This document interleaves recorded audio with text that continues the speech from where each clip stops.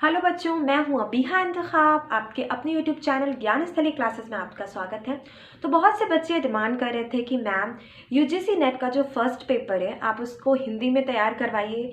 Hindi medium के बच्चे भी तैयारी करना चाहते हैं। तो मैं फर्स्ट पेपर आज से फर्स्ट यूनिट के थ्रू स्टार्ट करने वाली हूँ। तो मैं पूरा डिटेल में पढ़ाऊँगी, एक एक पॉइंट आपका यहाँ पर क्लियर करवाऊँगी। तो देखिए, ये बुक चल रही है हिंदी मीडियम के लिए, ठीक। KVS मदान की ये बुक है, अंशु बाला मदान जो इनके राइटर हैं, इनकी ये बुक है। इस पे हम बात करेंगे और इसको हम पढ़ेंगे, यानी कि एक एक पॉइंट पे हम बात करेंगे इस बुक से। बहुत अच्छी बुक है, बहुत सिंपल लैंग्वेज में है। तो यहाँ पे मैं आपको और ज़्यादा सिंपल लैंग्वेज में यहाँ पे एक एक चीज़ें समझाऊंगी। तो फर्स्ट यूनिट है, देखिए फर्स्ट पेपर की जो फर्स्ट यूनिट है आपकी, शिक्षण अभिक्षमता, इस पर हम बात करते हैं। पहले तो हम यूनिट पे बात करते हैं कि ये यूनिट का मतलब क्या है, ये यूनिट है क्या। टीचिंग एप्टीट्यूड, ठीक है। टीचिंग एप्टीट्यूड जो आपके इस यूनिट का नाम है, इस पे हम बात करेंगे कि ये यूनिट क्यों रखी गई है। देखिए, जब आप नेट क्लियर करते हैं तो आप सोचते हैं कि आप आगे PhD करेंगे, या एक जो नेट होता है ये नेशनल एलिजिबिलिटी टेस्ट होता है। एक टेस्ट होता है आपका, एलिजिबिलिटी का टेस्ट होता है कि क्या आप प्रोफेसर या असिस्टेंट प्रोफेसर बनने के लिए सही हैं। तो उसमें ये जो फर्स्ट पेपर की फर्स्ट यूनिट होती है ये बहुत इंपॉर्टेंट होती है, क्योंकि आप फ्यूचर में किसी को पढ़ाने वाले ना, किसी को टीच करने वाले, तो आपकी अभिक्षमता क्या इस लायक है कि आप दूसरों को पढ़ा सकें। क्योंकि देखिए, एक टीचर, एक प्रोफेसर किसी भी राष्ट्र का निर्माता होता है, क्योंकि वो उन बच्चों को तैयार करता है जो उस देश, उस राष्ट्र का फ्यूचर होते हैं। तो इसलिए ये यूनिट बहुत इंपॉर्टेंट है। अगर आप रिसर्च भी करते हैं तो भी आपके लिए बहुत इंपॉर्टेंट है, और नेट के एग्जाम से तो ये यूनिट काफ़ी ज़्यादा इंपॉर्टेंट है। अगर आप BEd वगैरह में भी देखते हैं तो इससे क्वेश्चंस बनते हैं। तो यहाँ पे मैं डिटेल में एक एक हेडिंग क्लियर करवाऊंगी आप लोगों की। चलिए अब हम पढ़ते हैं। इसकी जो पहली हेडिंग है, टीचिंग एप्टीट्यूड, आप समझ गए क्या मतलब है, शिक्षण अभिक्षमता। अब बात करते हैं शिक्षा और शिक्षण क्या है, ठीक है। एक एक पॉइंट पे हम बात करते हैं इस पे। शिक्षा और शिक्षण क्या है, शिक्षा और शिक्षण, ठीक। शिक्षा और शिक्षण पे बात करते हैं। देखिए, शिक्षा ज्ञान, शिक्षण ज्ञान को देने का तरीका, जिसे आप बोल सकते हैं, अगर मैं सामान्य भाषा में बात करूं, शिक्षा ज्ञान, शिक्षण ज्ञान को देने का तरीका। देखिए, आप अगर आपको भूख लगती है, अगर आप कहीं को आपको बहुत तेज भूख लगी, आप कहीं खाना खाने जाते हैं, तो क्या देखते हैं कि जो होटल होता है, अगर वो 5 स्टार होटल है तो वहाँ पे आपको इतनी ज़्यादा सुविधाएं मिलेंगी, हर चीज़ आपको इतनी अच्छी लगेगी कि आप बोलेंगे वाह क्या बात है। खाना वही रहेगा जो आप घर में रोटी खा रहे हैं, या आप किसी एक छोटे से 3 स्टार होटल या बिना स्टार वाले होटल में खाना खाते हैं, वही खाना आपको 5 स्टार 7 स्टार में मिलता है। रोटियाँ वही रहती हैं, दालें वही रहती हैं, उसमें कोई चेंजेस नहीं रहता। चेंज क्या रहता है, तरीका उनका काफ़ी अलग रहता है, जिससे हम बहुत ज़्यादा प्रभावित होते हैं। तो यही होता है। देखिए, शिक्षा वही चीज़ है जो किताबों में लिखा है, जो आप पढ़ते हैं या देखते हैं, लेकिन शिक्षण ये एक ऐसा तरीका है जो इसको काफ़ी ज़्यादा, जिसे आप बोल सकते हैं, आसान या मज़ेदार बना देना, या चीज़ों को समझ में आना।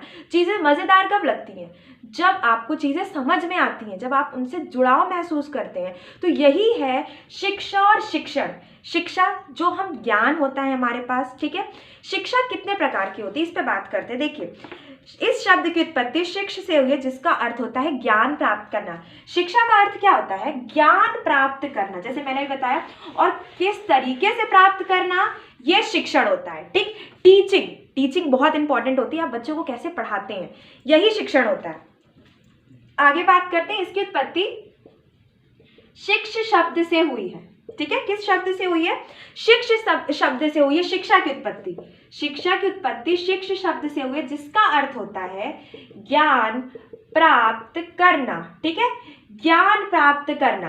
अब बात करते हैं शिक्षा कितने प्रकार की हो सकती है, तो संकुचित और व्यापक। अगर हम बात करते हैं तो संकुचित और व्यापक, ये 2 प्रकार हो सकते हैं शिक्षा के। अब आप कहेंगे मैम ये कौन से प्रकार है, तो बहुत सिंपल है। मैं आपको यहाँ पे एकदम सिंपल लैंग्वेज में टीचिंग एप्टीट्यूड पढ़ा रही हूँ, और पूरा मैं खत्म करवाऊंगी यहाँ पे। तो देखिए, संकुचित और व्यापक ये क्या है? तो देखिए व्यापक पे पहले बात करते हैं। व्यापक यानी कि काफी बड़ा क्षेत्र, संकुचित यानी कि छोटा क्षेत्र। तो अगर हम व्यापक पे बात करते हैं, ये क्या बला है, ये क्या मुसीबत है, तो व्यापक का मतलब होता है शिक्षा का वो क्षेत्र जब हम जन्म से लेकर मृत्यु तक जो शिक्षा प्राप्त करते हैं। जैसे कि हम अपने बड़ों से कुछ सीखते हैं कि हमें कैसे उठना है, कैसे बैठना है, कैसे किसी से बात करनी है, तरीका सलीका संस्कार सब कुछ। हम किसी अजनबी से कोई रास्ता पूछते हैं तो वो भी एक तरह की शिक्षा है, वो भी हमें कुछ बता रहा है, कुछ सिखा रहा है। सब कुछ जैसे हम पैदा हुए और जब तक हम मरेंगे नहीं तब तक हम जो भी ज्ञान अर्जित करते हैं वो शिक्षा के व्यापक क्षेत्र में आता है। व्यापक, ठीक है, व्यापक यानी कि काफी बड़े क्षेत्र में आता है, यानी जन्म से कि मृत्यु तक। ठीक है, अब बात करते हैं संकुचित। संकुचित क्षेत्र कौन सा क्षेत्र होता है? संकुचित क्षेत्र वो क्षेत्र होता है जब हम किसी इंस्टीट्यूट, किसी कॉलेज, किसी स्कूल में, एक कैंपस के अंदर जो एजुकेशन हासिल करते हैं, किसी एक स्ट्रीम में, किसी एक फील्ड में जो हम एजुकेशन हासिल करते हैं, वो बोलते हैं उस एजुकेशन को, उस शिक्षा को, उस ज्ञान को हम किस प्रकार में रखेंगे? संकुचित वाले प्रकार में रखेंगे। यहाँ पे आपको एकदम क्लियर हो गया कि संकुचित और व्यापक क्या होता है। व्यापक जो जन्म से लेकर मृत्यु तक हम सीखते रहते हैं। संकुचित क्षेत्र वो क्षेत्र होते हैं जहाँ पे हम देखते हैं हम किसी एक कोर्स को करते हैं, हम किसी एक डिग्री को हासिल करना चाहते हैं, वो इंस्टीट्यूट और एक कैंपस के अंदर ही का ज्ञान होता है। ठीक है, तो यहाँ पे मैंने आपको क्लियर कर दिया। अब बात करते हैं हम यहाँ पे शिक्षण से यहाँ पे शिक्षण की परिभाषा क्या? देखिए टीचिंग तरीका मैंने बता दिया आपको, वही चीजें यहाँ पे उन्होंने लिखी हैं। अब बात करते हैं शिक्षण औपचारिक और अनौपचारिक दोनों होता है। अभी हम बात करें तो शिक्षा कितने प्रकार की होती है? तो शिक्षा दो प्रकार की होती है। एक होता है आपका संकुचित और व्यापक। शिक्षण भी दो प्रकार का होता है, इसी के नीचे मैं लिख देती हूँ।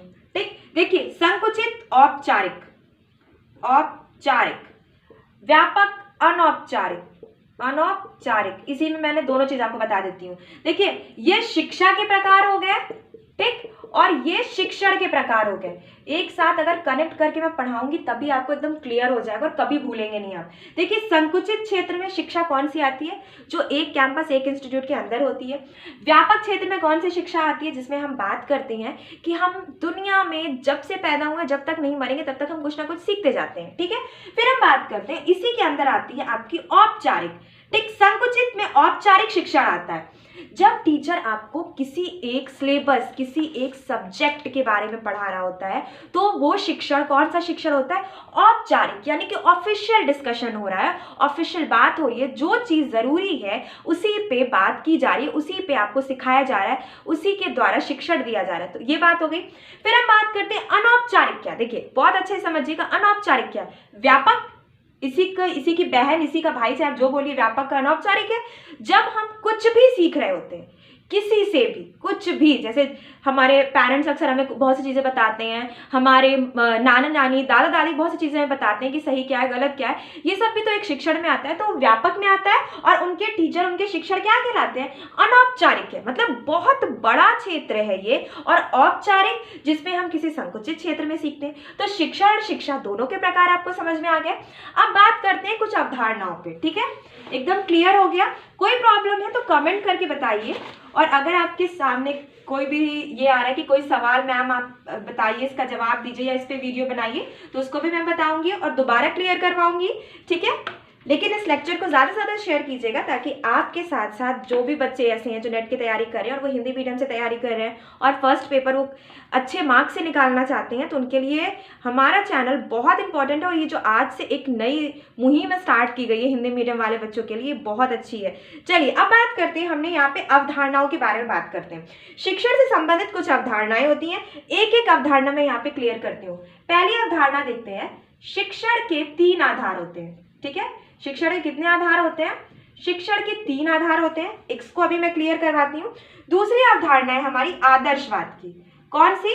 आदर्शवाद की अवधारणा है। ठीक है, तीसरी अवधारणा की अगर बात करते हैं तो प्रकृतिवाद, प्रकृतिवाद की है। किसकी है? प्रकृतिवाद की अवधारणा है।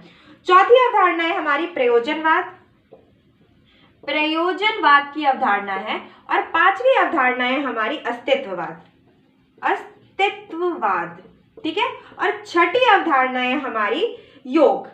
ये इतनी इंपॉर्टेंट नहीं है लेकिन फिर भी आपकी अवधारणाओं में अगर बात करते हैं तो ये योग भी सम्मिलित की जाती है, यानी कि मुख्य रूप से हम देखते हैं यहाँ पे 6 अवधारणाएं होती हैं। देखिए मैं पढ़ के इसको बताती हूँ, फिर मैं इसको क्लियर करती हूँ। शैक्षणिक प्रक्रिया को 3 प्रश्नों के आधार पर तय किया जा सकता है। क्यों, कैसे और क्या। देखिए ये शिक्षण के 3 आधार होते हैं। क्यों, कैसे और क्या। मैं और नहीं लिखती, यहाँ पे लिख देती मैं क्या। क्यों, कैसे और क्या। क्यों हुआ, कैसे हुआ और क्या हुआ। क्यों हुआ, कैसे हुआ और क्या हुआ। ये शिक्षण के 3 आधार होते हैं जो अवधारणाओं की मैं बात कर रही हूँ। ठीक है, अवधारणाएं हम पढ़ रहे हैं, तो अवधारणाओं में हम देख रहे हैं कि यहाँ पे शिक्षण के 3 आधार होते हैं, क्यों, कैसे, क्या। ठीक, इसी पे हम क्या देखते हैं कि जैसे कि हम देखते हैं क्यों का उत्तर सबसे महत्वपूर्ण होता है। ये तो सबसे पहला ना, कारण बताइए क्यों हुआ। ठीक, इसमें हम देखते हैं दर्शन शास्त्र से संबंधित है। अगर मैं आपसे एक प्रश्न करूं कि क्या इस दुनिया में हर कोई दार्शनिक है, तो आपका जवाब क्या होगा। नहीं, हर कोई दार्शनिक नहीं है। जो दर्शन शास्त्र की डिग्री हासिल करता है या जो दर्शन शास्त्र में पीएचडी करता है वही दार्शनिक है, ऐसा बिल्कुल भी नहीं है। इस दुनिया में हर एक व्यक्ति दार्शनिक है, अपने जीवन का वो दार्शनिक है। देखिए, दर्शन शास्त्र क्या है, आपके अनुभव, आपके विचार, आपके सिद्धांत क्या है। तो इस दुनिया में हर के पास उसके सिद्धांत, उसके विचार, क्योंकि उसने एक जीवन गुजारा है ना, कुछ ही साल अगर उसने जीवन के जिए, तो उसके पास भी, बच्चों का भी एक दर्शन होता है कि उन्हें चॉकलेट चाहिए। अगर हम बात करते हैं जवान लोगों का, जो अपने फ्यूचर में बहुत ज़्यादा आगे बढ़ते हैं, उनका भी दर्शन होता है, उनका भी दर्शन शास्त्र होता है, उनकी भी, जिससे हम बोल सकते हैं फिलॉसफी होती है कि वो अपने करियर में आगे बढ़ना चाहते हैं। ठीक है, तो सबका दर्शन होता है। और इसी दर्शन शास्त्र से जो सवाल निकलता है क्यों, शिक्षण के 3 आधार में क्यों किससे निकलता है, दर्शन शास्त्र से। क्यों हुआ, कारण बताइए, जो हमारा क्वेश्चन होता है सबसे पहला। उसके बाद हम देखते हैं कैसे का उत्तर, मनोविज्ञान। ठीक है, मनोविज्ञान भी सबका अलग अलग होता है, क्योंकि बिहेवियर सबका अलग होता है, अलग अलग होता है। आपने देखा होगा कुछ टीचर्स बहुत जल्दी गुस्सा हो जाते हैं, कुछ टीचर्स बहुत आराम से आपको समझाते हैं, 1000 बार समझाते हैं, जितनी बार पूछिए। तो मनोविज्ञान। फिर आगे हम बात करते हैं दर्शन, यहाँ पे हम देखते हैं क्या का उत्तर समाज शास्त्र द्वारा लिया जाता है, क्योंकि हम सब किस में आते हैं, एक ही समाज में आते हैं। समुदाय अलग होता है, बच्चों हमेशा याद रखना, एक एक इकाई से एक समाज बनता है, समुदाय अलग होता है। समुदाय क्या हो सकता है, जिसमें हम देखते हैं कि ये समुदाय, कम्युनिटी की अगर बात करते हैं, ये मुस्लिम कम्युनिटी है, ये मुस्लिम समुदाय है, ये हिंदू समुदाय है, ये डॉक्टरों का समुदाय है, ये टीचर्स का समुदाय है, लेकिन समाज जो बनता है ना, इन सबसे मिलके बनता है। तो इसलिए समाज और समुदाय में हमेशा अंतर रखिएगा। बहुत बार बच्चे कंफ्यूज हो जाते हैं और चीज़ें हमेशा गड़बड़ करके आ जाते हैं कि समुदाय और समाज में उन्हें अंतर पता ही नहीं होता। तो समुदाय क्या होता है, एक कम्युनिटी। समाज जो 1000 कम्युनिटी से मिलके बना होता है वो समाज है। ठीक, चलिए आगे हम बात करते हैं जो अवधारणाओं के बारे में। आदर्शवाद क्या होता है। ठीक, देखिए आदर्शवाद, अगर मैं शिक्षण की यहाँ पे अवधारणाओं की बात करूँ तो आदर्शवाद, ये अरस्तु, इसको अगर हम बोले ना, इसके जन्मदाता कौन है, तो अरस्तु। आदर्शवाद मतलब शिक्षा ऐसी होनी चाहिए जो आपके, जिसे आप कह सकते हैं आपके बिहेवियर में, आपके व्यवहार में झलके। आप दूसरों की इज्जत करते हो, आप बड़ों से बहुत सम्मान से बात करते हो, आप पहले दूसरों को आगे रखते हो, दूसरों की बात आप सुनते हो। तो ये सब किस में आता है, आदर्शवाद में आता है। ठीक है, आगे हम बात करते हैं प्रकृतिवाद। इसमें प्रकृति को ही शिक्षक माना जाता है। देखिए इसमें क्या कहा जाता है, अगर हम प्रकृतिवाद को बात करें तो प्रकृति ही शिक्षक होती है। प्रकृति क्या होती है, शिक्षक होती है। प्रकृति ही तय करती है कि कैसे क्या करना है। एक बच्चा पेड़ से गिरता है, ठीक, पेड़ से गिरता है, चोट लगती है, फिर भी वो पेड़ पे चढ़ता है। यहाँ पे उसका टीचर कौन है, प्रकृति है उसका टीचर, क्योंकि वो उसको गिरा रही है और दोबारा उसको संभाल के दोबारा उसको चढ़वा रही है। यही चीज़ों में वो सीख रहा है ना, कुछ पेड़ पे चढ़ना, क्योंकि पेड़ से ही वो गिर रहा है और पेड़ पे वापस चढ़ रहा है। तो यही स्थिति किसमें आती है, प्रकृतिवाद में, जिसमें गुरु आपकी कौन होती है, प्रकृति होती है। फिर आगे बात करते हैं प्रयोजनवाद। देखिए प्रयोजनवाद बहुत इंपॉर्टेंट माना गया है। अगर हम अवधारणाओं में बात करते हैं तो प्रयोग करके सीखना। ठीक है, किससे सीखना, प्रयोग करके। जितना ज्यादा हम प्रयोग करेंगे उतना ज्यादा हम सीखेंगे। ये प्रयोजनवाद की अवधारणा है। उसके बाद हम आते हैं अस्तित्ववाद, जिसमें हम बोल सकते हैं इसका मुख्य प्रतिवादक जिसे हम किरकेगार्ड ने कहा है, मेरा अस्तित्व क्योंकि मैं ऐसा सोचता हूँ, इसलिए मैं सोचता हूँ क्योंकि मेरा ऐसा अस्तित्व है। देखिए हम जैसा सोचते हैं वैसा ही हम अपने आप को बना सकते हैं। ठीक, हम ऐसा सोचते हैं इसीलिए हम अपने आप को बना सकते हैं। जिंदगी में एक चीज़ हमेशा याद रखिएगा बच्चों, ये बहुत अच्छा पॉइंट मुझे मिला आपको समझाने के लिए, कि जीवन में आप ही अपने भाग्य के निर्माता होते हैं। आप ही अपने भाग्य को बना सकते हैं और आप ही अपने भाग्य को बिगाड़ सकते हैं। कोई और दूसरा ऐसा नहीं होता जो आपके भाग्य का निर्माता होता है। इस दुनिया में सबसे बेहतरीन आपके लिए सिर्फ आप होते हैं। ठीक है, तो दिल लगा के तैयारी कीजिए और आप ही इस दुनिया के सबसे मजबूत इंसान हैं आपके लिए। ठीक, तो यहाँ पे जो अस्तित्ववाद है, मैंने इस एग्जाम्पल में समझा दिया आपको एक तरह से कि अस्तित्ववाद क्या है, मैं ऐसा हूँ क्योंकि मैं ऐसा सोचता हूँ। ये अस्तित्ववाद की जो आपका पॉइंट है, ये शिक्षण अवधारणाओं में जो आती है अस्तित्ववाद की अवधारणा, ये अवधारणा क्या है कि मैं ऐसा सोचता हूँ इसलिए मैं ऐसा हूँ। इतना सब कुछ सीखने के बाद मैं ऐसा सोचता हूँ कि मैं एजुकेटेड हूँ। अगर मैंने ज़िंदगी के टाइम अपने वेस्ट कर दिए तो मैं क्या कहूँगी, मुझे कुछ नहीं आता, मैं जाहिल हूँ। तो ये चीज़ों पे बात होती है। फिर आगे बात करते हैं योग। देखिए ये परंपरागत रूप है।